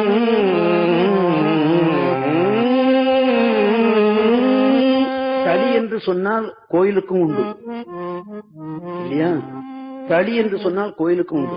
மடங்கள் சிவனடியார்கள் தங்கி இருக்கிற இடத்துக்கும் தடி என்று பேர். சிதம்பரத்துல சிவஞான திருத்தடி என்று ஒரு இடம் இருக்கிறது. செங்கநீர் பிள்ளையார் கோயில்.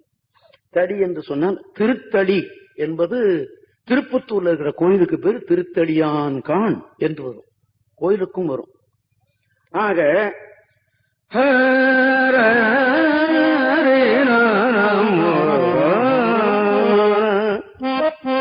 தாங்கினோடு பல தடிகள் இல்லா ஊரும் விருப்போடு வெண்சங்கம் ஊரும். சங்கு ஊதினால் துர்தேவதைகள் கெட்ட பூச்சிகள் இதெல்லாம் எட்ட போய்விடும். அந்த ஒலி கேட்டாலே. ஆமா. இந்த சாம்பிராணி புகப்பட்டா கூட இந்த கெட்ட தேவதைகள் கெட்ட பூச்சிகள் எல்லாம் எட்ட போயிடும். அதனால்தான் பெண்கள் வெள்ளிக்கிழமை முழுனோன்னா சாம்பிராணி போட்டுக்கிறதுன்னு ஒரு வழக்கம் பழைய காலத்துல பழைய காலத்துல இப்ப எண்ணெய் தேய்ச்சி முழுவதே கிடையாது. அப்புறம் எங்க சாம்பிராணி போட்டுக்க போறா இல்லையா? இந்த சங்கு ஒலியில அத பட்டினத்தில் சொல்லுவார். முதலில் ஒரு சங்கொலி, இடையில் ஒரு சங்கொலி, முடிவில் ஒரு சங்கொலி. ஒரு நாட்டுக்கோட்டை நகரத்தார். இப்ப பாத்தீங்கன்னா நகரத்தார் வீட்டுல பாத்தீங்கன்னா எவ்வளவு பெரிய கோட்டீஸ்வர பிரபு வீட்லயும் சங்கு ஒலி இருக்கும். நிச்சயமாக தவறாம ஆண்கள் பெண்கள் அத்தனை பேரும் ஊதுவார்கள். ஆமா. ஆனா நம்ம வீட்டுல எல்லாம் கிடையாது. நம்ம வீட்டுல ஏதோ இந்த அபிஷேகம் பண்றதுக்கு மாத்திரம் வச்சுக்கிறதுன்னு சில பேர் இருக்கு. அதுவும் சில இடங்கள்ல கிடைக்கிறதும் இல்லை. இப்போ ஒரிஜினல் சங்கு கிடைக்கிறது ரொம்ப கஷ்டம்.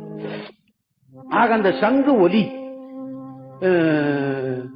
அதுக்குதான் மங்கள ஒலின்னு பேரு இந்த நாதஸ்வரத்துக்கு. அந்த சங்கு விருப்போடு வெண் சங்கம் ஊதாவூரும் விதானமும் வெண்கொடியும் இல்லாவூரும் அருப்போடு மலர் பறித்திட்டு உண்ணாவூரும்.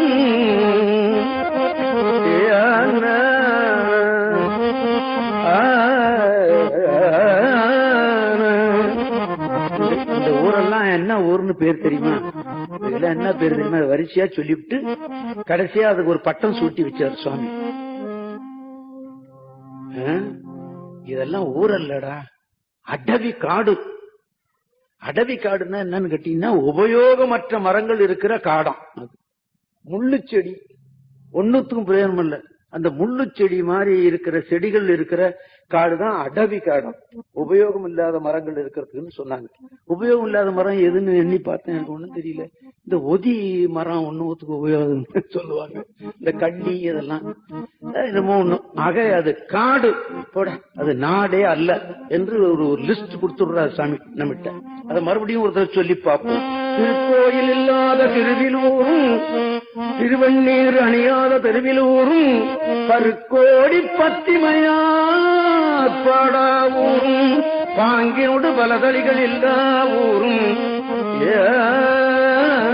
விருப்போடு வெண் சங்கம் ஊதா ஊரும் விதானமும் வெண்கொடியும் இல்லா ஊரும் அருப்போடு மலர் பறித்திட்டு உண்ணா ஊரும். அருப்புன்னா அன்பு பக்தி. அருப்போடு மலர் பறித்திட்டு உண்ணா ஊரும் அவையெல்லாம் ஊரல்ல அடவி காடே.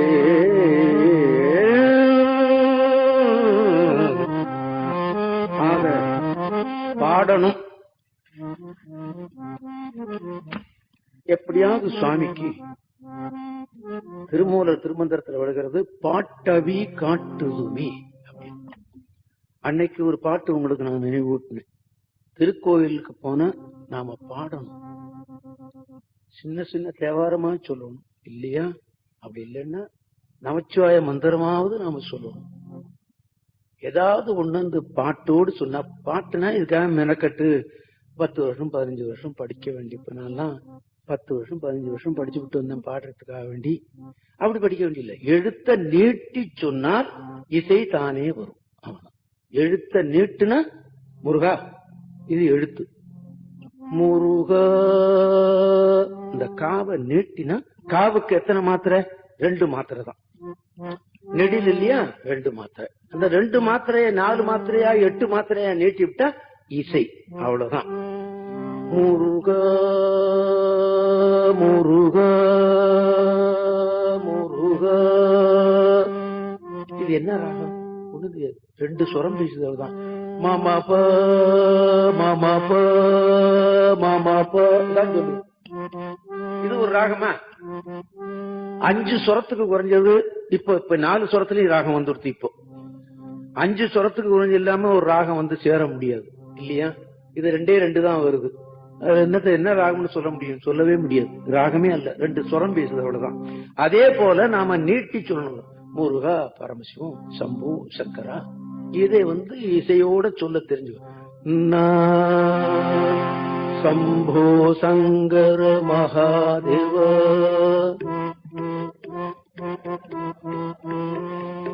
சம்போ சங்கர மகாதேவ,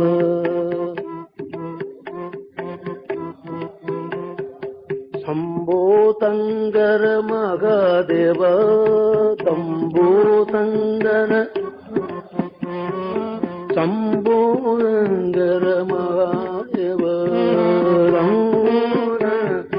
மகாதேவ, ஹரஹர சங்கர மகாதேவ, ஹரஹர சங்கர மகாதேவ, சிவ சிவ சங்கர மகாதேவ, சிவ சிவ சங்கர மகாதேவ, சம்போ சங்கர மகாதேவ, சம்போ சங்கர மகாதேவ, ஹரஹர சங்கர மகாதேவ, சிவ சிவ சங்கர மகாதேவ. இந்த பஜனை கூடத்துக்கு போனோம்னா இத சொல்லுவாங்க இல்லையா? ஆமா. ஆனா தேவார திருவாசகத்துல இப்படி பஜனை மாதிரி பாட்டு கிடையாது. ஆனா பிற்காலத்துல வந்த தேவாரத்தின் அடிப்படையிலே வந்த ராமலிங்க சுவாமிகள் சில நாமாவளிகள் எழுதியிருக்கிறார்கள். அது பழைய காலத்துல பாடுறது, இப்ப யாரும் பாடுறது இல்லை. என்ன, நம்ம ஒண்ணு சொல்லி பார்ப்போம்.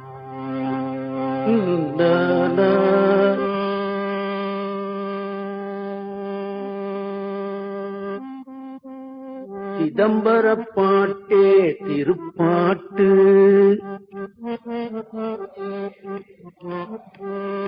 ஜீவர்கள் பாட்டெல்லாம் வெறும் பாட்டு,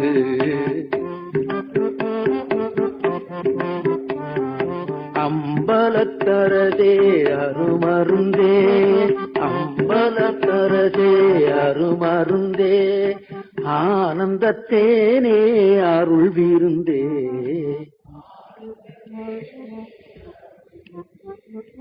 பொது நடத்தரதே புண்ணியனே,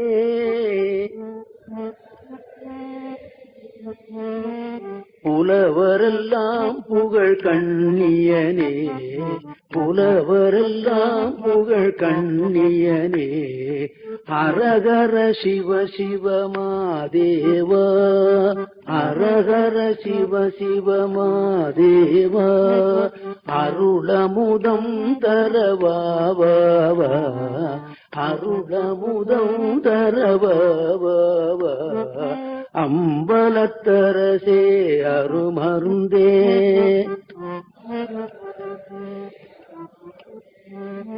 ஆனந்தத்தேனே அருள் விருந்தே, ஆனந்தத்தேனே அருள் விருந்தே. இப்படி பஜனக்கூடம்னு இருக்கிற இடத்துல எப்படியெல்லாம் பாட்டா சொல்ல முடியாட்டி போனாலும் இதையாவது சொல்லு, உன்னுடைய ஜென்மா கடத்தேறட்டும் என்றுதான் நமது பெரியவர்கள் எண்ணினார்கள். அந்த வகையில தான் தேவார திருவாசகம் கூட சிலது அப்படி பஜனை பாடல் மாதிரி அமைந்திருக்கிறது. ஆனா அத பிற்காலத்துல வந்தவர்கள் என்ன பண்ணி விட்டார்கள், சங்கீதம் படிச்சு விட்டு அது சங்கீதக்காரன் தான் பாட முடியும், அதுக்காக 10 நிமிஷம் மெனக்கட்டாதான் 10 வருஷம் மெனக்கட்டாதான் பாட முடியும் அப்படின்னு கொண்டு விட்டு விட்டார்கள். அதனால என்ன ஆகி போச்சுன்னு கேட்டீங்கன்னா, நீங்க தேவாரம்னா யாராலும் பாட முடியாமல் போய்விட்டது. ஒரு காலத்துல திருவாசகம் கூட பஜனை பாடல் மாதிரி பாடியது உண்டுதானே. முத்தினரி அறியாத மூர்க்கரோடு முயல்வேனை, மூர்க்கரோடு முயல்வேனை பத்தினரி அறிவித்து, பத்தினரி அறிவித்து பழவினைகள் பாரும் வண்ணம், பழவினைகள் பாரும் வண்ணம் சித்தமலம் அறிவித்து சிவமாக்கி எனையாண்ட, சிவமாக்கி எனையாண்ட அத்தன் எனக்கு அருளியவாறு, அத்தன் எனக்கு அருளியவாறு ஆர் பெறுவார் அச்சோவே, ஆர் பெறுவார் அச்சோவே. இப்படியெல்லாம் நம்ம நாட்டுல இருந்த பழமையான பக்தி களஞ்சியங்கள் இந்த பஜனை கூடங்கள். இன்னைக்கு பஜனைன்னு சொன்னா ரொம்ப தவறான வார்த்தையாக அது போய்விட்டது. காரணம் நமது நாடு இல்லையா. நமது நாடு என்று சொல்லுவதை விட பயந்துகிட்டு ஒண்ணு சொல்லலாம், நமது அரசாங்கம் இல்லையா. ஆனால் நாம பஞ்சாட்சரம் சொல்லுவோம் இப்பொழுது. ஓம் நம சிவாய சிவாய நம ஓம், ஓம் நம சிவாய, ஓம் நம சிவாய சிவாய நம ஓம், ஓம் நம சிவாய சிவாய நம ஓம், ஓம் நம சிவாய சிவாய நம ஓம், ஓம் நம சிவாய சிவாய நம ஓம், ஓம் நம சிவாய சிவாய நம ஓம், ஓம் நம சிவாய சிவாய நம ஓம், ஓம் நம சிவாய சிவாய நம ஓம், ஓம் நம சிவாய சிவாய நம ஓம். நான் எத்தனையோ தடவை சொல்லிவிட்டேன், மீண்டும் ஒரு தடவை சொல்லுகிறேன். இந்த பஞ்சாட்சரத்தை உபதேசம் கேட்டுக்கொண்டுதான் சொல்ல வேண்டும் என்பது நமது சைவ சமய சட்டம், நியதி. இப்ப நான் தான் அந்த உபதேசம் கேட்டுக்கிட்டு தான் சொல்றேன். அப்படி ஒரு சட்டத்தை வச்சதுனாலதான் என்ன பண்றீங்க கேட்டீங்கன்னா, ரொம்ப பேர் அதை கேட்டுக்கொள்ளாமலேயே நல்லதை இழந்து விடுகிறார்கள் அப்படின்னு என்னுடைய அபிப்பிராயம். இந்த பஞ்சாட்சரத்தை சொல்றதுனால வருகிற புண்ணியம் அவர்களுக்கு கிடைக்காமலேயே போய்விட்டது. இப்போ ஐயப்பன் கோயிலுக்கு 3 தடவை ஒருத்தன் போயிட்டு வந்தான்னா அவன் குருசாமி ஆயிடுறான். அவன் வேற ஒருத்தனுக்கு மாலை போடுறான், வேட்டி எடுத்து கொடுக்குறான், அவன் குருசாமி ஆயிடுறான். சாமியை சரணம் ஐயப்பான்னு சொல்லிட்டே போறான். அந்த மாதிரி இந்த பஞ்சாட்சரத்தை 10 வருஷம் ஒருத்தன் சொல்லிவிட்டான்னா அவன் இன்னொருத்தனுக்கு சொல்லி கொடுக்கலாம்னு அந்த சட்டம் இருந்ததே. ஆனால் ஒருவேளை இது மக்களோடு நிறைந்து இருந்திருக்குமோ அப்படின்னு நான் எண்ணுகிறேன். அத போய் இப்ப நம்ம இந்த சட்டத்தை மாத்தணும்னா இருக்கிற மடாதிபதிகள் பெரியவர்கள்லாம் சேர்ந்து என்ன தொலைச்சு விடுவாங்க இல்லையா. ஆமா, அதனால நாம என்ன பண்ணலாம் அப்படின்னு கேட்டா, நம்ம சொந்தத்துக்காக இல்லையா, பாம்பன் சாமி சொன்னது மாதிரி இறை தேடு இறை தேடு, இறை தேடு இறை தேடு. அப்ப நாம சம்பாதிக்க தெரிஞ்சுக்கிட்ட நாம் அருளையும் சம்பாதிக்க தெரிஞ்சுக்கணும், பொருளையும் சம்பாதிக்க தெரிஞ்சுக்கணும். இன்னைக்கு இருக்கிற நமது கோயில்கள் எல்லாம் போனா அருளை சம்பாதிக்க முடியுமான வழியில அது இல்லை என்றுதான் நான் நினைக்கிறேன். ஏன்னா கோயில்ல இருக்கிறவனே பொருளை சம்பாதிக்கிறதுக்கு தான் பாடுபடுறான், கோயிலே அப்படி இருக்கு. அதனால நாம போய் நாம என்ன பண்ண முடியும்? அதனால வீட்டிலேயாவது நாம உட்கார்ந்து இன்னைக்கு 108 தடவை நாம் அந்த ஓம் நமச்சிவாய சொல்லுவோம். 108 சொல்லுவோம். என்னைக்கும் 1008 நாம சொல்றோமோ அன்னைக்கு நம்மளுடைய உயிருக்கு நாம உறுதி தேடிவிட்டோம் என்று எண்ணிக்கொள்ளுவோம் இல்லையா. ஆமா, 108 நாம சொல்லி நமது உயிரை கடை தேற்றிக் கொள்ளுவோம். இப்ப நான் எவ்வளவு வேலை இருந்தாலும் 1008 ஜபம் பண்ணாம இருக்கிறதே கிடையாது. ஆமா, நிச்சயமாக நான் என்னுடைய வாழ்க்கையில ஏகப்பட்ட கோளாறுகள், அதெல்லாம் சொல்ல முடியாது. கோளாறு இல்லாத வாழ்க்கையே கிடையாது, மனிதனே கிடையாது. அதை நம்ம உண்மையை அதை செம்மையாக்கி கொள்ள வேண்டியது நம்முடைய பொறுப்பு. ஒரு நாளைக்கு கட்டியிருந்த வேட்டியை பாத்தீங்கன்னா அழுக்காத்தானே போயிடும். அதுதான் சோப்பு வச்சிருக்கான், போட்டுக்க வேண்டியதானே. தண்ணி வச்சிருக்கான், போட்டு துவைச்சு கட்டிக்கணும். அது போல கோளாறுகள் இருக்கத்தான் செய்யும். அப்ப நாம பஞ்சாட்சரத்தை சொல்லி நம்ம சரிப்படுத்திக் கொள்ள வேண்டியதுதான் நம்முடைய பொறுப்பு. ஆமா, வண்டி ஓடுவதற்கும் வண்டியில இடம் வைத்திருக்கான், நிறுத்துவதற்கும் வைத்திருக்கிறான் இல்லையா? அது போல நம்ம செய்து கொள்ளணும். இந்த பஞ்சாட்சர மந்திரத்தை என்னைக்கு நீங்க 1008 சொல்றீங்களோ அன்னைக்கு உங்களுடைய உயிருக்கு உறுதி தேடியவர்களாக ஆவீர்கள் என்று நான் வேண்டிக் கொண்டு, இந்த மறுபடியும் இந்த பதியத்திலே இருக்கிற இன்னும் ஒரு சில பாடல்களை பாடி இன்றைய நிகழ்ச்சியை நான் நிறைவேற்றிக் கொள்வேனாக.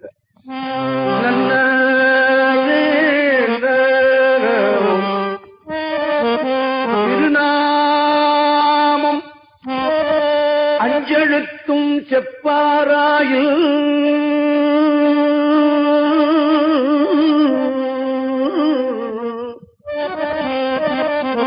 ஞான தந்தை திருஞான சம்பந்தர், திருநாவுக்கரசர், சுந்தரர், மாணிக்கவாசகர் ஞான தந்தைகள், நமது சமய தலைவர்கள் இல்லையா? ஆமா, அவர்கள் ஆக்கி வைத்த நூல் தான் இது திருநாவுக்கரசர் தேவாரம். கிடைத்தற்கரிய பொக்கிஷம் இல்லையா? ஆமா, அவர்கள் சொல்லுவார், திருநாமம் அஞ்செழுத்தும் செப்பாராயில். இப்படி ஒரு 5-6 விஷயம் சொல்லிட்டு கடைசியில அவர்கள் என்ன ஆவார்கள் எழுதி வச்சுட்டு போறார். அவருக்கு என்ன கவலை? ஏதோ நம்ம பாண்டமா நம்ம போயிட்டே இருப்போம் அப்படின்னு போற. பாத்தீங்களா, நமது பின்னால் வருகிற நமது சந்ததியார்கள் நல்ல வழியில இருக்கணும்னு நினைத்து வைத்தவர் எழுதி நமக்காக வைத்துவிட்டு போய்விட்டார் இல்லையா? ராஜராஜ சோழனுக்கு என்ன சொன்னான் நடராஜ பெருமான்? அடே, உனக்கு வேண்டியதை மாத்திரம் வைத்து விட்டு ஏனைத்து நான் அழித்து விட்டேன் அப்படின்னு சொன்னான் இல்லையா? அப்ப இது வைத்திருக்கிறது எப்படி? நமக்காகத்தான் வைத்திருக்கிறான் என்று நாம எண்ணிக்கொள்ளணும். திருநாமம் அஞ்செழுத்தும் செப்பாராயில் தீவண்ணர் திறம் ஒரு கால் பேசாராயில். தீவண்ணர் என்பது இங்கே சிவன், அவனுடைய உருவம் தீவண்ணம்.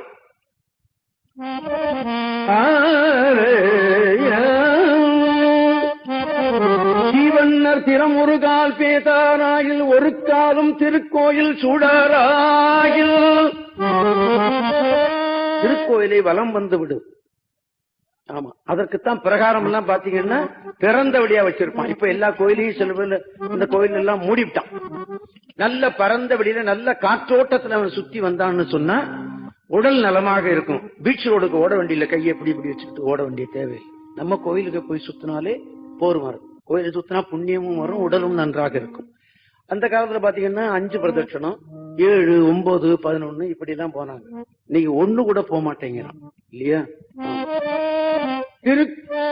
ஒரு காலும் திருக்கோயில் சூடாராயில் உண்பதன் முன்மல பறித்துட்டு உண்ணாராயில்.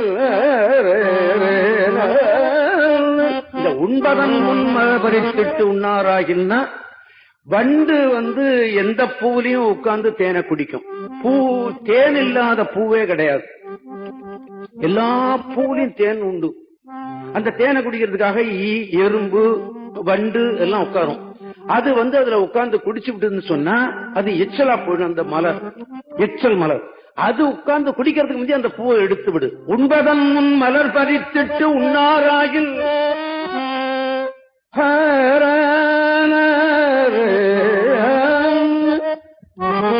அருநோய்கள் கட வெந்நீர் அணியாராயில். இவரே சொல்லிவிட்டார், வெந்நீர் அணிந்தால் நோய் போய்விடும் இல்லையா?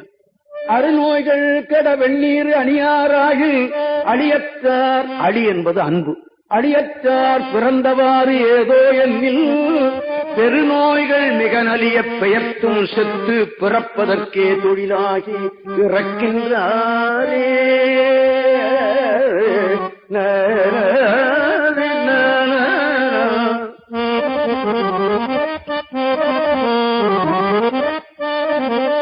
பிறப்பு பிறப்பு இறப்பு பிறப்பு இறப்பு பிறப்பு இறப்பு இதே தொழிலா போய் செத்து ஒழியணும் அப்படின்னு வருத்தப்படுறார் ஞான தந்தை. அடுத்தது குலம் பொல்லேன் குணம் பொல்லேன் குறியும் பொல்லேன்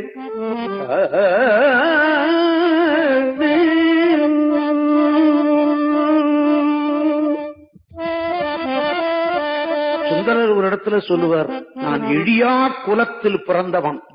அப்ப இழியும் குலம்னு ஒண்ணு உண்டல்லவா இல்லவா? ஒரு நாள் இங்க தெருவில், இப்பதான் தெருவுக்கு தெருவு இந்த சொல்லக்கூடாது, நம்ம சொல்ல வேண்டிய கடமை, சொல்லக்கூடாது சொல்ல வேண்டிய கடமை. என் வீட்டுல இருந்து புறப்பட்டு வந்தேன் காலையில, ஒரு கசாப்பு கடை, அங்க ஒரு ஆடு என்னமா கத்துது தெரியுமா? மனசு விட்டு போச்சு. அது கூட இந்த ஆட்டெல்லாம் வெட்டி விட்டான். அதை தேடுது இது இல்லையா? அது கூட ரெண்டு மூணு ஆடு கொண்டாந்துருப்பான் போல் இருக்கு, அதெல்லாம் வெட்டி விட்டான். அதெல்லாம் காணும். கத்து கத்து அந்த குளத்துல எல்லாம் நாம பிறக்கல பத்தீங்களா இல்லையா? காலையில எழுந்த உடனே அந்த வேலையை செய்து விடுறானே. குலம் பொல்லேன் குணம் பொல்லேன் குறையும் பொல்லேன் குற்றமே பெரிதுடையேன் கோலமாய நலம் பொல்லேன் நான் கொல்லேன் ஞானி அல்லேன் நல்லாரோடு செஞ்சிலேன் நடுவேன் இந்த விலங்கல்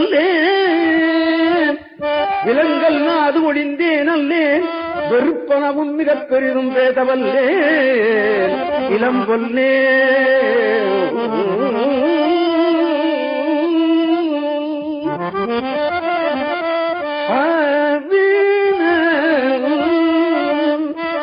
இறப்பதே மாட்டேன் என் செய்வான் தோன்றினேன் ஏழையேனே. ஏழையேன் என்பது இங்கே பணம் இல்லாதவன் அர்த்தம், அறிவில்லாதவன், அன்பில்லாதவன் என்று பொருள் வைத்துக் கொள்ளும்.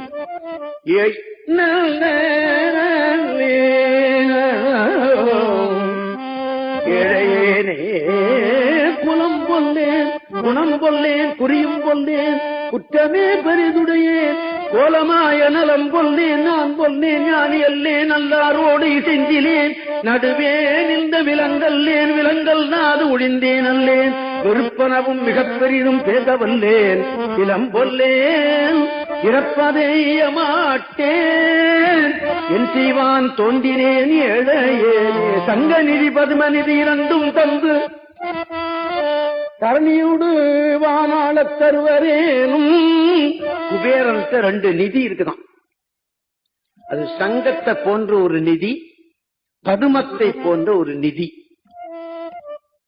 அதுதான் பெருஞ்செல்வம் அவன்கிட்ட இருக்கிறதான்.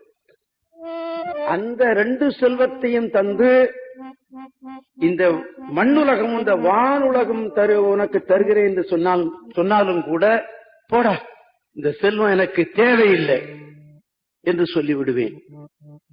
இவருடைய கருத்து. நாம சொல்லுவோமா?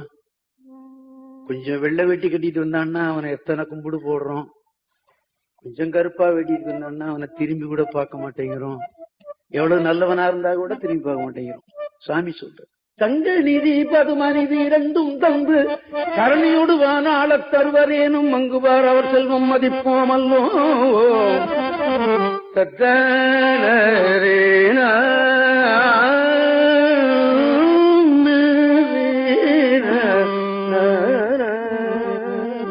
அந்த செல்வம் போய்விடுமா?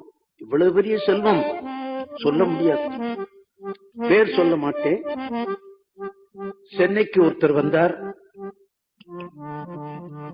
ஒரே ஒரு கைப்பை, அதுல ஒரு வேட்டி துண்டு ஒரு புடவை, தன் மனைவியோடு இந்த சென்னைக்கு வந்தார். அவர் கோட்டீஸ்வர பிரபுவா வாழ்ந்தார் இந்த சென்னையில். அவர் ஒரு பையில வேட்டியும் புடவையும் எடுத்துக்கிட்டு மனைவியை அழைச்சுக்கிட்டு இங்க வந்தவர் கோட்டீஸ்வர பிரபுவா வாழ்ந்தார். மேயராக கூட அவர் இருந்தார்.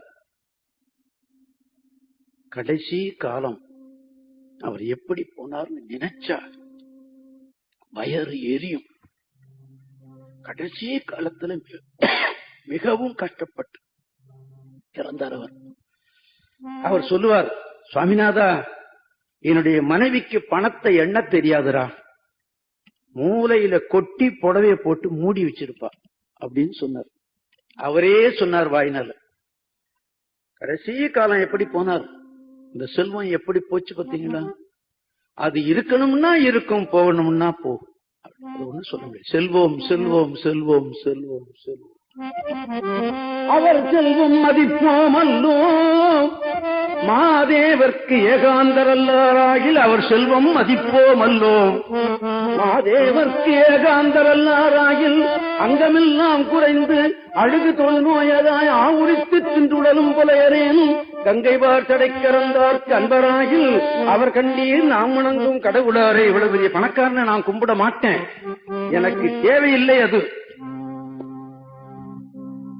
ஆமா,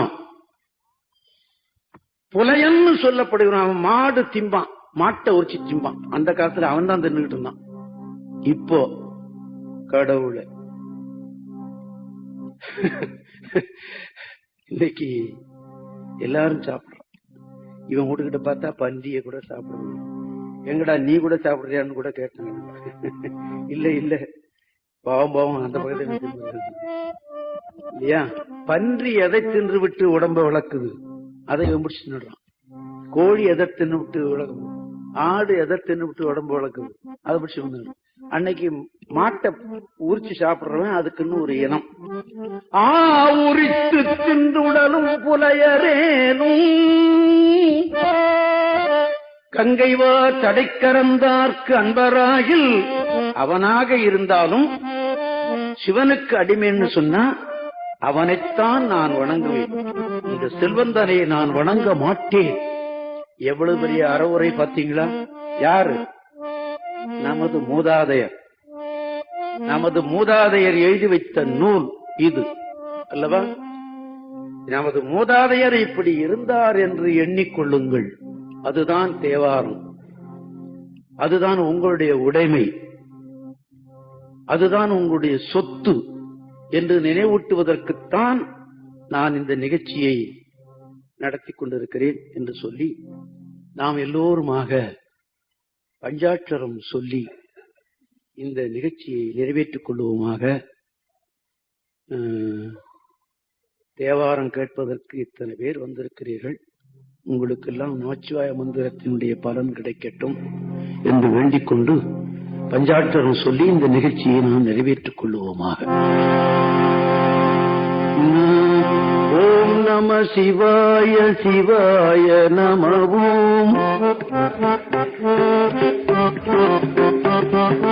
ஓம் நம சிவாய சிவாய நம. ஓம் நம சிவாய சிவாய நம. ஓம் நம சிவாய சிவாய நம. ஓம் நம சிவாய சிவாய நம. ஓம் நம சிவாய சிவாய நம.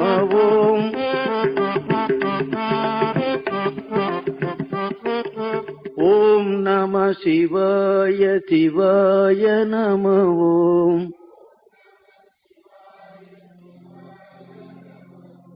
ஓம் நம சிவாய சிவாய நம. ஓம் நம சிவாய சிவாய நம. ஓம் நம சிவாய சிவாய நம. ஓம் நம சிவாய சிவாய நம. சிவாய நம. சிவாய நம.